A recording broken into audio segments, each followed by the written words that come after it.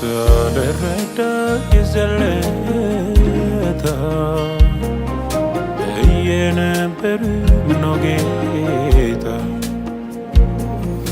አሁን ገባኝ ተረዳው አልፎ ሳየው ወይ ጉድ አልኩ ለእኔ መልካም የመሰለኝ ፍጻሜው ሞት ነበረና አሳለፍከኝ በምሕረት ከሄድኩበት መለስክና የኔ አይደለም ያንተ ሆነ ልክ አንተ ነህ